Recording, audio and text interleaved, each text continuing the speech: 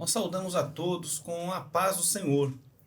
Estamos aqui no nosso quarto programa sobre Bíblia, Palavra Viva. E hoje estamos aqui com Pastor Aaron. Pastor Aaron, paz do Senhor. Paz do Senhor, pastor Edson, paz do Senhor a todos que nos acompanham. Também estamos aqui com o pastor Rossi, né? Hoje, o nosso convidado. Pastor Rossi, muito bem-vindo. Obrigado, paz do Senhor a todos os componentes da mesa e aqueles que nos ouvem também, a paz do Senhor. E também pastor Robson, mais uma vez, né, pastor? Bem-vindo. Amém. Pai do seu pastor Ederson, demais companheiros, você que nos assiste, a paz do Senhor. E o tema hoje vai ser Bíblia confirmada pela história. O que é importante nós entendermos quando fala-se de Bíblia confirmada pela história? É porque ao longo da história nós foram encontrados, né, arqueologias que confirmam a autenticidade da Bíblia. Que coisa interessante, não é? E cada vez que se encontra essa arqueologia, a fé do povo é confirmada, porque são temas, são textos, são regiões, locais que a Bíblia nos fala e que vai validando, vai trazendo essa autenticidade da palavra. E para falar desse tema tão importante, queria trazer aqui o pastor Rossi para iniciar esse tema. Amém. Quando nós falamos da história da Bíblia e da arqueologia e daquilo que nós tivemos como uma grande bênção das descobertas que foram realizadas principalmente nos 2 últimos séculos, né? Nós podemos observar a autenticidade da Bíblia registrada pela própria ciência, porque a arqueologia é uma ciência e, como ciência, ela tem buscado o conhecimento das coisas passadas, né, para trazer aqui ao nosso conhecimento atual, e ela tem comprovado, nesse caso da Bíblia especificamente, da Palavra de Deus, comprovado essa autenticidade, né? Nós podemos falar aqui de todas essas descobertas que tivemos nesses últimos séculos, principalmente agora nos 2 últimos séculos, a maior de todas, né, que realmente mudou até mesmo a visão da Palavra de Deus, foram as que foram encontradas ali no sítio arqueológico da Judéia, que fica junto ao Mar Morto, em Israel, que é o sítio arqueológico de Qumran, né? As cavernas de Qumran. E nessas cavernas foram encontrados fragmentos e rolos bíblicos, né? Escritas bíblicos, manuscritos guardados ali com 2.000 anos de existência. E a beleza de tudo isso é que esses manuscritos foram preservados ali e descobertos numa hora muito importante para autentificar a beleza dessa palavra que chegou até nós, que é a palavra de Deus, né? Esses escritos foram executados por uma seita que era do povo de Israel da época, de 2.000 anos antes do Senhor Jesus, aproximadamente.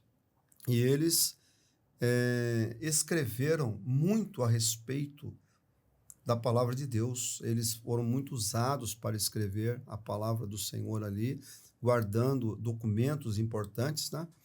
E o que é importante nós observarmos é que esse grupo deixou de existir exatamente no ano 70, aproximadamente, depois de Cristo, quando Israel foi destruído ali pelos romanos e eles, sabendo que iriam passar por essa situação, eles guardaram e esconderam todos esses documentos em uma caverna e pensando logo em depois retornar ali e buscar esses materiais guardados, né? Mas, na verdade, os romanos exterminaram esse grupo. Eles simplesmente exterminaram esse grupo. Então, esses documentos ficaram escondidos ali sem que ninguém soubesse 2.000 anos. Até que em 1947, aí poderíamos até dizer que por acaso, mas nada que se refere a Deus é por acaso. Verdade. Pastores que estavam ali pastoreando, não eram nem arqueólogos, pastores que estavam pastoreando ali suas ovelhas. Algumas delas se perderam, eles foram procurá-las, né? E depararam com uma caverna na qual eles entraram e encontraram no fundo dessa caverna um tesouro precioso, ao qual eles não tinham ainda ideia do valor, né? E ali estavam vasos guardados contendo manuscritos da palavra de Deus do ano 2 antes de Cristo, ou seja, de 2000 anos, do século 2 antes de Cristo, 2000 anos antes. E ali tinha também o rolo do profeta Isaías, né, o livro completo do profeta Isaías, também de Baruque e de toda a palavra de Deus. Em partes, né, alguns manuscritos em partes da palavra, mas de toda a Bíblia, com exceção do livro de Esther e Neemias. Eram 15 mil manuscritos, ou 15 mil fragmentos de manuscritos guardados naquele lugar, né? Que tesouro, Isso, né? foi um tesouro e uma descoberta que mudou praticamente a história do próprio entendimento da beleza e da autenticidade da palavra, né? Descoberto essas maravilhas, começaram assim aí sim entrou a arqueologia, as escavações, e foi até 1956, onde, como eu disse aqui, eles recolheram mais de 15 mil fragmentos da palavra escritas, né? E com certeza, logo que imaginamos, você descobre um livro de 2000 anos atrás e você tem um livro idêntico, você tem um livro hoje que você usa, que era o livro hebraico, a Bíblia hebraica, né? O Velho Testamento hebraico. O que você vai fazer? Comparar os dois. E foram exatamente o que eles fizeram. E descobriram que eram perfeitos. Glória a Deus. Não é? Que não houve nenhuma alteração e que a palavra do Senhor que os judeus usavam naquela época era a mesma que estava lá escrita há 2000 anos atrás, o livro de Isaías principalmente, né? Como eu disse aqui, completo, que estava lá. E isso veio autentificar pela própria ciência que a palavra de Deus realmente ela é uma palavra autêntica, vinda de Deus, né? Da qual o Senhor zelou em preservar e nos mostrar essa confirmação através dos anos, né? Então, a arqueologia, que é, como eu disse, uma ciência, e a ciência em si, porque, logicamente, a arqueologia descobre, mas depois você precisa de outros conhecimentos para poder ajuntar os fragmentos, analisar os fragmentos, determinar a época dos fragmentos, não é?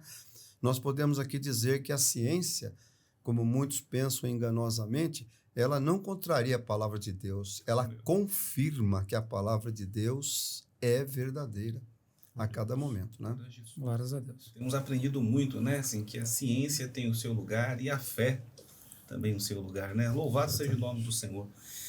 E interessante também, né, pastor Aaron, pastor Robson, quando você vai a Israel, você passa a viver a arqueologia viva, né? Porque você ali tudo que você vê, né, os tanques que estão ali, até mesmo o Gólgota, Via Dolorosa, tudo, assim, tudo aquilo que no Novo Testamento está escrito ali, né, dos milagres, das operações, você vê ali, né?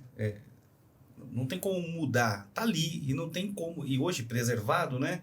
Não tem como dizer não existiu, é uma história que veio da mente de alguém, é impossível, que tá lá, tá para todos que passarem e com detalhes, né? Quando você fala do tanque de Betesda, quando você vai ali no local, detalhes, assim, com detalhes impressionantes. E dando sequência aqui, né, a esse momento tão importante, a gente está falando da arqueologia, eu queria falar um pouco da doutrina aqui. Da mesma forma que a palavra tem a sua autenticidade, pastor Aaron, ela foi confirmada, nós temos também aqui a doutrina confirmada, né? Então, eu queria convidar o pastor Robson para poder falar conosco um pouco sobre a doutrina. Amém. E dentro deste contexto, né, da confirmação da Bíblia, né, da confirmação da Escritura de Deus, muito bem citado aqui pelo pastor Rossi, que nos mostrou como ela foi confirmada, né, pela ciência também, nós podemos ver que Deus ele fez questão de deixar um livro milenar, escrito ali por 40 homens, mas inspirado por ele. Deus fez questão de demonstrar maneiras de que realmente este livro ele é verdadeiro. Tudo que está ali é verdade. Não foi escrito pela mente de alguém, não é uma historinha mal contada, mas tudo tem um contexto, está tudo interligado, né? E dentro de tudo isso nós podemos destacar duas doutrinas, né, que se caracterizam muito por esta confirmação. Uma delas é a inerrância, né, que afirma que a Bíblia ela está livre de contestações, por tudo isso que nós já vimos aqui. Ou seja, a Bíblia não pode ser contestada. Você pode até não gostar de alguma coisa, você pode até ir contra alguma coisa, mas contestar você não pode, porque a Bíblia já foi confirmada, inclusive pela ciência, né? E a outra doutrina, né, que nós podemos aqui destacar é a infalibilidade bíblica, que essa doutrina, inclusive, ela defende, né, que a Bíblia ela é somente inerrante, ou seja, ela só pode ser incontestada, principalmente, quando você a usa pela fé e da prática cristã. Então, ou seja, então isso prova também, isso mostra para nós de uma forma muito especial, né, que o intuito da Bíblia em si não é simplesmente a história da humanidade ou a história do homem, mas é a salvação.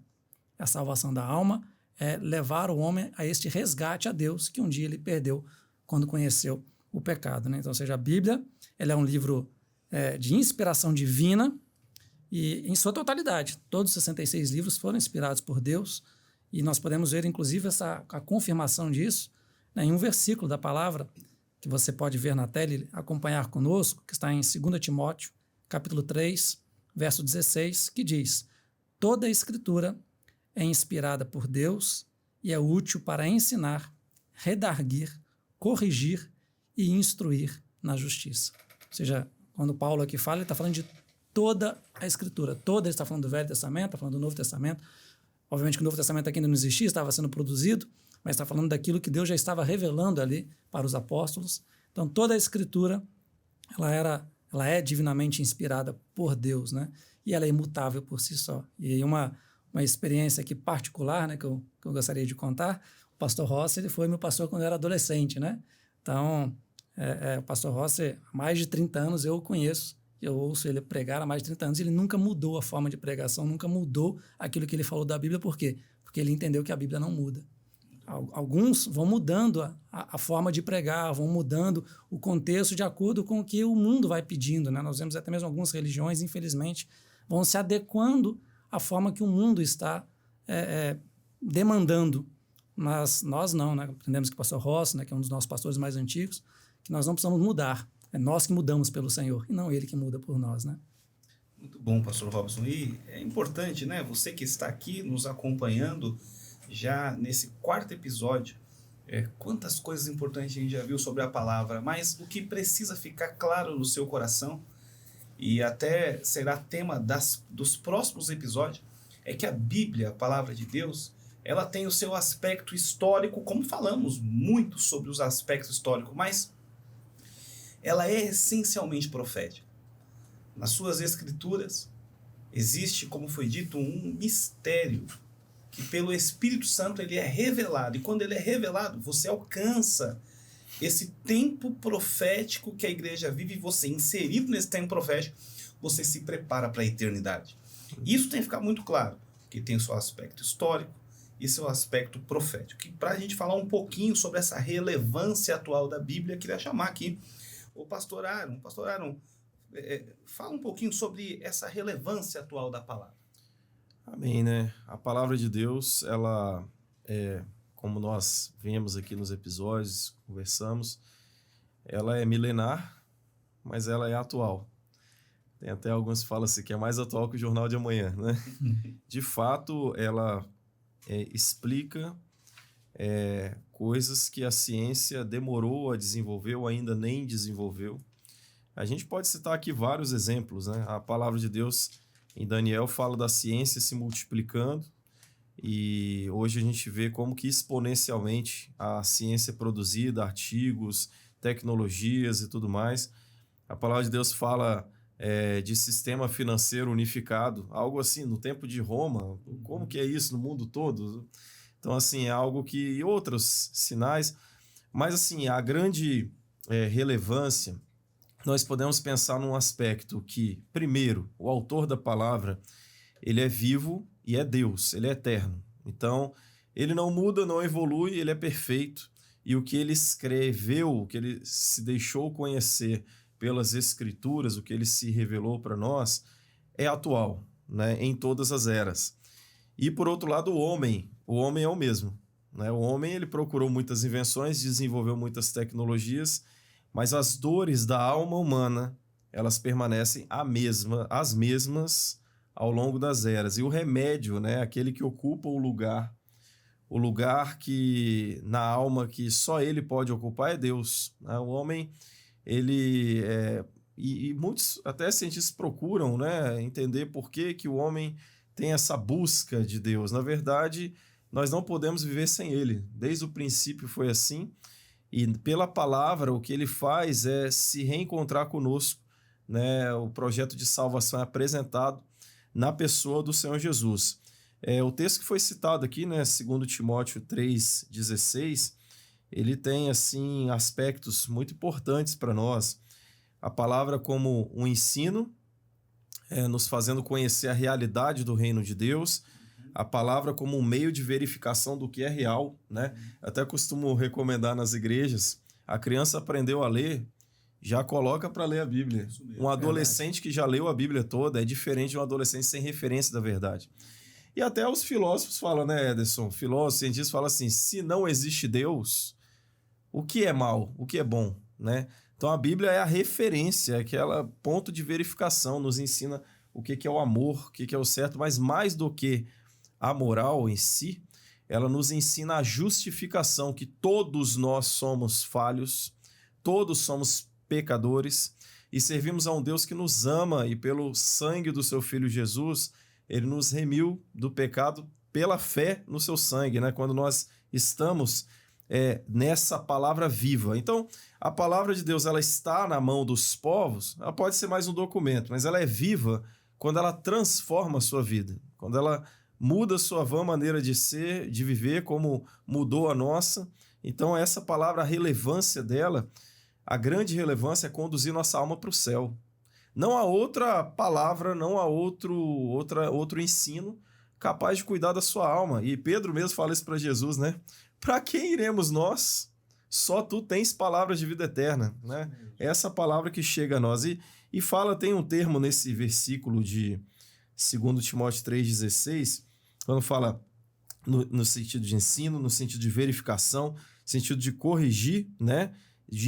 Aí o original fala no sentido até de restaurar, ou seja, a palavra de Deus restaura o homem ao que Deus sempre quis. A gente vê, né, nas igrejas, às vezes entram pessoas presas a vícios, pecados, ouvem a palavra do evangelho e têm a vida transformada, restaurada para um lugar que Deus nunca quis que você, como criança, se afastasse, né? E aí o último ensino de instruir, que no grego fala paideia, no sentido de ensinar uma criança mesmo, né? O Senhor Jesus fala de sermos como criança, né? Como menino. Então, assim, esvaziar daqueles conceitos que muitas vezes recebemos por tradições religiosas, familiares, e conhecer Deus como Ele verdadeiramente é. Você que está nos assistindo, né? Deus quer se revelar para você, né? Talvez você pense assim, mas meu passado, meu presente, o que eu faço, o que eu fiz? Olha, todo o preço foi pago na cruz do Calvário. E Deus quer se revelar pela sua palavra para a sua vida, né? E assim, olha, para finalizar aqui a participação dessa fala, nós queríamos aqui, né, encorajar a que você que está nos assistindo, amigos, né, talvez você não tenha nenhuma religião, uma igreja, ou você seja de outro grupo cristão, quem sabe, mas que você leia a palavra de Deus diariamente. Tem até algumas pesquisas que a gente vê, porque talvez seja um tipo de pesquisa que não interessa a muitos, né? Que fala assim, que aqueles que leem a Bíblia todo dia, né? A Sociedade Americana Bíblica às vezes faz essas pesquisas e tudo mais, tem índices menores assim, de estresse, de ansiedade, tem mais esperança. Na prática, algo que a ciência não consegue medir, a fé ela vem pelo ouvir, e ouvir pela palavra, por essa palavra verdadeira. E a fé gera toda a esperança da nossa alma, né? A esperança que anunciamos, que Jesus vem nos buscar, que temos um lugar junto ao Pai, que há um Deus que se relaciona conosco. Isso nós vemos pela palavra. Então, resumindo assim, se pudéssemos perguntar, né, qual é a relevância da palavra e qual é a atualidade da palavra. Tanto a atualidade quanto a relevância são totais, né? Nós não podemos viver sem a palavra de Deus. Pastor Arão, gostaria até de ler com você que está nos acompanhando um texto também, que ele fala muito sobre isso, que é o Salmo 90. O Salmo 90, o primeiro versículo, né, uma oração que Moisés fez, diz assim, ó, Senhor, Tu tens sido o nosso refúgio de geração em geração. Perceba que as gerações mudaram, não é? Se você for observar as gerações ao longo dos anos, né, a cada 70 anos, as gerações mudam tanto, né? Principalmente essa última que a tecnologia chegou, parece que com a tecnologia, não é verdade, companheiros? Verdade. Avançou tanto. E aí é nítido que conforme a geração muda, o entendimento daquilo que é moral, o entendimento daquilo que é ético, alguns valores, eles começam a se adequar às gerações, à sociedade, e você que nos acompanha, por certo, sabe. E basta ligar a televisão, você vai perceber que muitas coisas mudaram. Mas percebe o que Moisés diz? As gerações mudam, mas o refúgio é o mesmo. Glórias a Deus. De geração em geração, mas o refúgio, o mesmo refúgio de hoje foi o refúgio de Abraão, foi refúgio de Moisés, foi refúgio de Jacó, foi refúgio dos profetas, hoje é refúgio da igreja, hoje é teu refúgio. Então, a palavra de Deus, quando ela é aberta e ela se torna viva dentro da sua alma, você encontra em Jesus um refúgio, um lugar para você se esconder do mal e das situações que te cercam. Veja uma coisa, a Bíblia não muda. Embora os anos passam, não é verdade? A Bíblia é a mesma. O refúgio é o mesmo. E hoje você está convidado a viver esse refúgio, a estar conosco, se aprofundando aqui na palavra viva de Deus. E sinto em dizer, mas estamos encerrando mais um episódio, né? Cada episódio Passou rápido, né? Passa rápido e fica tão Verdade. bom, né? Por causa do tema. Mas queremos dizer e te convidar, porque o próximo episódio, nós vamos começar a entrar agora numa parte prática da palavra viva. Percebam que nós falamos muito temas históricos, referências, mas agora, como é que essa palavra viva ela pode mudar a sua história, ela pode mudar a sua vida? Então nos acompanhem os próximos programas.